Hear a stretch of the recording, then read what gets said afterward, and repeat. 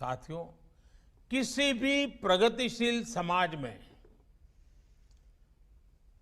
Research जीवन का एक सहज स्वभाव भी होता है और सहज प्रक्रिया भी होती है। रिसर्च के प्रभाव कॉमर्शियल भी होते हैं, सोशल भी होते हैं और रिसर्च हमारे ज्ञान को, हमारी समझ को विस्तार देने के लिए भी काम आती है। कई बार रिसर्च करते समय यह अंदाजा नहीं होता है कि फाइनल गोल के अलावा भी वो और किस दिशा में जाएगी, भविष्य में वो और किस काम आएगी। लेकिन इतना तय है कि रिसर्च ज्ञान का नया अध्याय कभी भी व्यर्थ नहीं जाता है। हमारे यहां शास्त्रों में जैसे कहा है ना, आत्मा कभी मरती नहीं है। मैं मानता हूं रिसर्च भी कभी मरती नहीं है। इसलिए मैं ऐसे कितने ही उदाहरण हैं, फादर ऑफ जेनेटिक्स मेंडल के काम को पहचान कब मिली? उनके जाने के बाद मिली।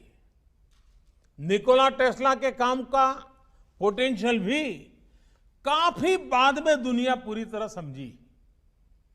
कई रिसर्च हम जिस दिशा में, जिस उद्देश्य के लिए कर रहे होते हैं वो पूरा नहीं होता, लेकिन वही रिसर्च किसी दूसरे सेक्टर में पाथ ब्रेकिंग हो जाती है।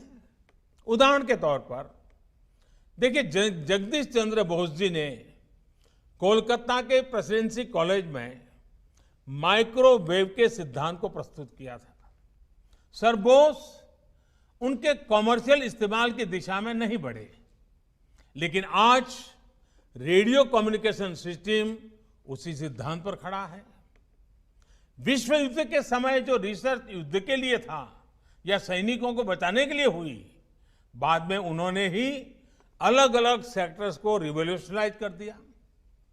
ड्रोन्स भी पहले युद्ध के लिए ही बनाए गए थे, लेकिन आज ड्रोन से फोटोशूट भी हो रहा है और सामान की डिलीवरी भी हो रही है। इसलिए आज ये जरूरी है कि हमारे वैज्ञानिक, हमारे खासकर युवा वैज्ञानिक रिसर्च के क्रॉस यूटिलाइजेशन की हर संभावना को एक्सप्लोर करें। उनके सेक्टर से बाहर उनकी रिसर्च को कैसे प्रयोग हो सकता है, ये सोच हमेशा रहनी चाहिए। साथियों, आपकी छोटी सी रिसर्च कैसे दुनिया का भविष्य बदल सकती है, कई उदाहरण हैं दुनिया में। अगर बिजली का उदाहरण ले ले, आज जीवन का कोई ऐसा हिस्सा नहीं है, कोई पहलू नहीं है जहां बिजली के बिना गुजारा हो सके। ट्रांसपोर्टेशन हो, कम्युनिकेशन हो, इंडस्ट्री हो या फिर रोजमर्रा का जीवन, सब कुछ बिजली से जुड़ा हुआ है। एक सेमीकंडक्टर के आविष्कार ने दुनिया इतनी बदल गई है। एक डिजिटल क्रांति ने हमारे जीवन को कितना एनरिच कर दिया है। ऐसी कितनी ही संभावनाएं इस नए भविष्य में हमारे युवा रिसर्चर के सामने पड़ी है। आने वाला भविष्य आज से बिल्कुल अलग होगा और इस दिशा में वो एक रिसर्च, वो एक आविष्कार आप ही को करना है। पिछले 6 सालों में देश ने इसके लिए नए सिरे से फ्यूचर रेडी इकोसिस्टम बनाने की दिशा में काम किया है। आज भारत ग्लोबल इनोवेशन रैंकिंग में दुनिया के टॉप 50 देशों में पहुंच गया है। देश में आज बेसिक रिसर्च पर भी जोर दिया जा रहा है और peer reviewed science and engineering publications की संख्या में भारत दुनिया के टॉप 3 देशों में है।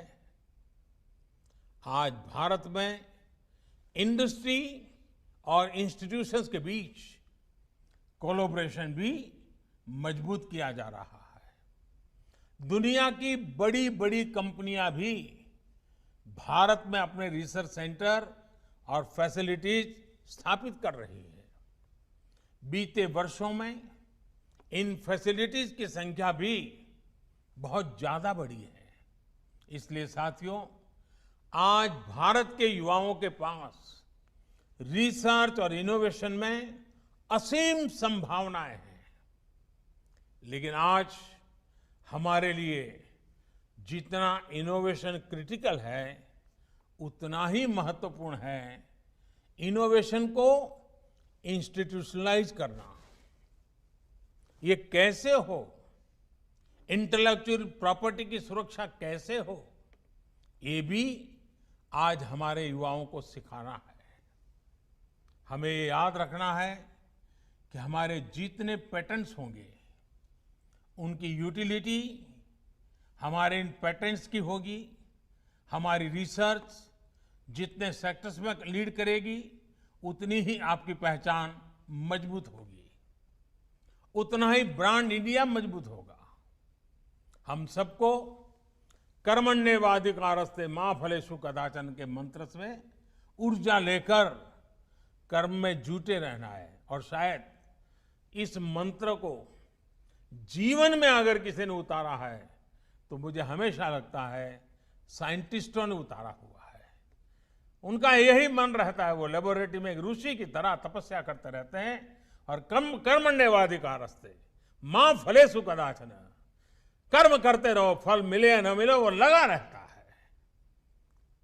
आप सिर्फ भारत की साइंस और टेक्नोलॉजी के एक कर्मयोगी नहीं है, बल्कि आप 130 करोड़ से ज्यादा भारतीयों की आशा और अपेक्षाओं की पूर्ति के भी साधक है।